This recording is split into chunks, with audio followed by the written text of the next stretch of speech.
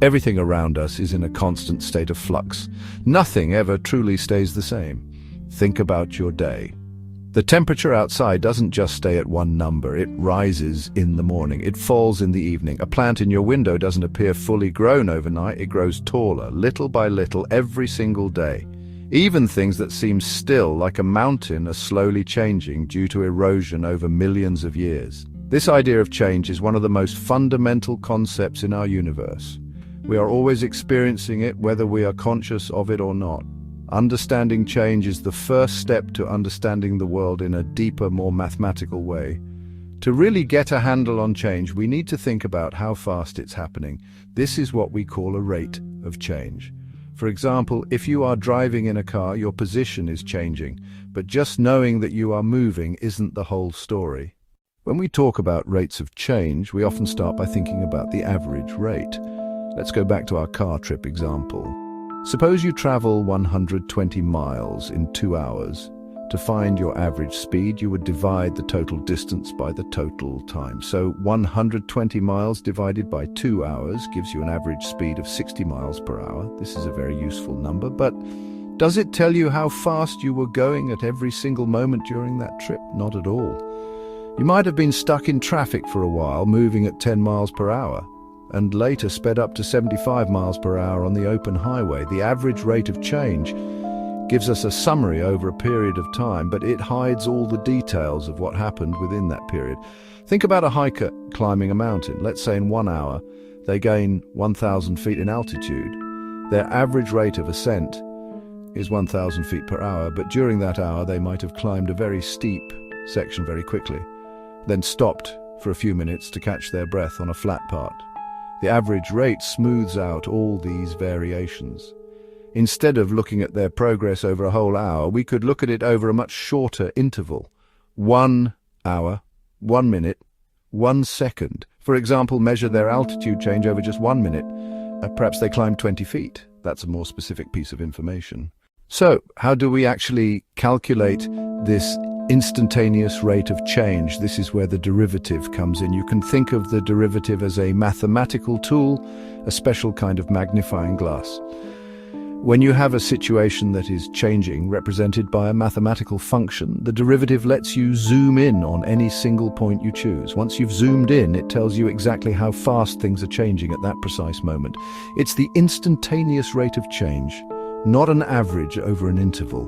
Let's imagine a rocket launch.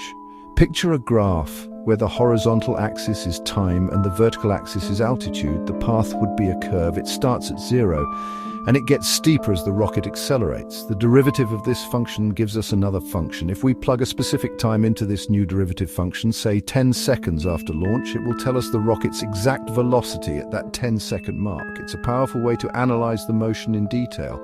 Often, when you take the derivative of a function, you get a new function. This new function is the rate function. For our rocket, the original function told us its position at any time. The derivative function tells us its speed at any time. This is incredibly useful. How can we see what a derivative looks like? The best way is to use graphs. Let's go back to our graph of a curving path like a roller coaster track. The horizontal axis represents time. The vertical axis represents the height of the roller coaster. Where the track is going up, the height is increasing. Where it goes down, the height is decreasing. The steepness of the track at any point tells us how quickly the height is changing. A very steep upward section means you are gaining height rapidly. A gentle slope means you are gaining height slowly. The derivative is essentially a way to measure this steepness at any single point. To measure the steepness of a straight line, we use something called slope. The slope is the rise over run, how much you go up for every unit you go across. But how do you measure the slope of a curve, since its steepness is constantly changing? The trick is to zoom in on one tiny point on the curve. If you zoom in far enough, any curve starts to look like a straight line. The derivative finds the slope of this tiny imaginary straight line that just touches the curve at that one point. This special line is called the tangent line. Its slope is the value of the derivative at that point. If you are at the very top of a hill, the track is momentarily flat. The ruler would lie horizontally. A horizontal line has a slope of 0. This tells us that at the very peak, the instantaneous rate of change of your height is 0.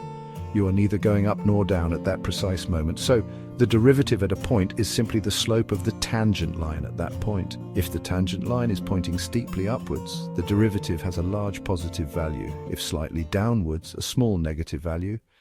One of the most common everyday examples of a derivative is right in front of you when you drive a car. It's the speedometer. The total distance you have traveled is like our original function. It's a value that keeps increasing over time. The speedometer, however, does not tell you how far you have gone. Instead, it tells you your instantaneous speed. It's telling you the rate at which your distance is changing at that very moment. It is, in essence, a real-time derivative calculator. Think about what happens when you press the gas pedal. Your speed increases. On a graph of your speed versus time, the line would go up. This means the rate of change of your distance is getting larger. When you press the brake, your speed decreases. The speedometer needle moves down, showing that the rate of change of your distance is getting smaller. If you are on cruise control at a steady 65 miles per hour, your speed is constant. The speedometer needle stays still. This means the derivative of your position function is a constant value of 65. What about acceleration? Acceleration is the rate of change of your speed. So, acceleration is the derivative of velocity. Velocity is the derivative of position. Acceleration is the second derivative of position. When you push the gas pedal to the floor, you feel a strong push back into your seat. This is high acceleration. When you slam on the brakes, you feel a strong lurch forward. This is high deceleration or negative acceleration. We could even imagine a third derivative, which engineers sometimes call jerk, that describes the rate of change of acceleration. A smooth ride has low jerk, a bumpy ride has high jerk. Derivatives are incredibly useful for finding the maximum or minimum values of something. This is often called optimization. Imagine you are the hiker again, and you have a map that shows your altitude as a function of your position. Your goal is to find the highest point on the mountain. As you climb, the slope of the ground is positive. The derivative of your altitude function is positive. At the exact moment you are standing on the summit, the ground is perfectly flat. At this peak, the slope is 0. This means the derivative of your altitude function is 0.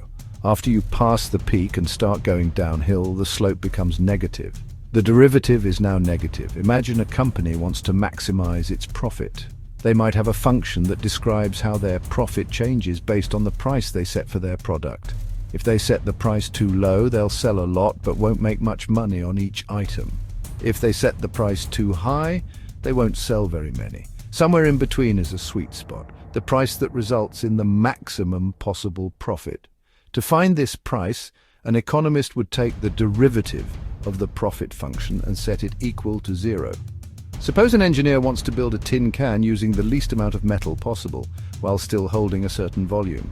They can create a function for surface area and take its derivative to find the optimal design. The power of derivatives extends far beyond just calculating speed or finding the tops of hills. They are a fundamental tool in almost every quantitative field. In economics, for instance, a concept called marginal cost is used. Marginal cost is the cost of producing one additional item. If a factory has already produced 1,000 widgets, what will it cost to produce the 1,001st? This isn't just the average cost. It might be cheaper because the factory is already running, or more expensive if it requires overtime. This marginal cost is exactly the derivative of the total cost function.